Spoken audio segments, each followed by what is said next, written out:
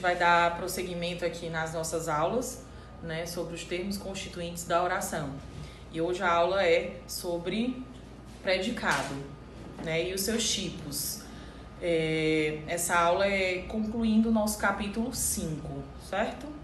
E aí o predicado é o termo que expressa aquilo que se afirma a respeito do sujeito, né? Vai ser dito algo sobre o sujeito. Por exemplo, jardineiros diplomados regam flores. No caso, o predicado é regam flores, porque tudo que vem após o sujeito seria dito como o predicado. Lembrando que no predicado sempre vai ter uma locução verbal ou um verbo, como no caso, regam. Tá? E no segundo exemplo, a luz da tua poesia é triste, né? É triste é o predicado. E o sujeito, como na aula anterior a gente aprendeu a descobrir onde está o sujeito, a luz da tua poesia. Então, o predicado é triste, né? Você vê aqui que tem um verbo de ligação, que é o verbo ser, né? Na terceira pessoa, que é o é triste, certo? Esse é basicamente o predicado. Como a gente descobre o predicado? Tudo que vem após o sujeito. E aí, depois que você descobre como desvenda o predicado, você estuda os 3 tipos de predicado. Quais são? Predicado nominal, predicado verbal e o predicado verbo nominal. O predicado nominal é aquele que expressa o estado do sujeito. E o verbo sempre é de ligação. Quais são os verbos de ligação? Ser, estar, permanecer, continuar, ficar, tornar-se. Quer dizer, que tem uma lista, né, que você estuda dos verbos de ligação, que são aqueles que compõem o predicado nominal, como no exemplo abaixo. O dia continua quente, o dia é o sujeito, mas o que a gente vai focar agora é o predicado, né, que seria com o verbo de ligação continuar. Quando você descobre que tem um verbo de ligação, é quando você descobre que o predicado é um predicado nominal. E aí, esse predicado nominal, sempre depois do verbo, tem um adjetivo, que nós vamos chamar de predicativo do sujeito, que aí isso é em outras aulas futuras, tá? Mas, lembrando que esse predicativo do sujeito é sempre referente a uma característica atribuída ao sujeito.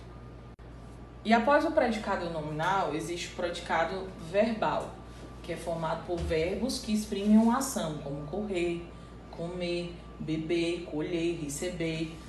Exprimem uma ação, né? Reproduz uma ação, o sujeito, tá bom? A classificação do predicado verbal, né, dos verbos, enfim, são verbos intransitivos e os verbos transitivos. Os verbos intransitivos são aqueles que não precisam de complemento.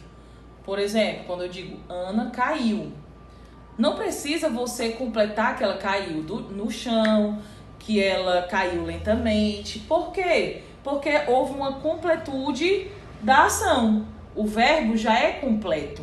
Então, quando existem verbos completos de sentido, eles são chamados de verbos intransitivos.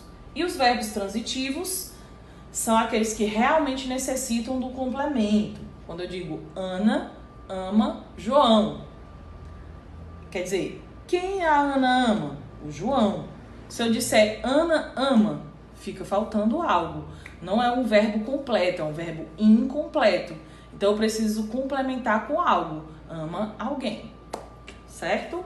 E eles podem ser chamados de diretos, indiretos e diretos ou indiretos, quando há os 2 casos. Nesse segundo momento da aula, né, sobre os verbos transitivos, né, você vai estudar as classificações como objeto direto, objeto indireto e posteriormente vou falar dos objetos diretos e indiretos, tá certo? O objeto direto é aquele que não necessita das preposições. Por exemplo, Ana ama João. Você vê que quem ama, ama alguém. Então, você vê que não tem preposição. Quais são as preposições, professora? A, de, em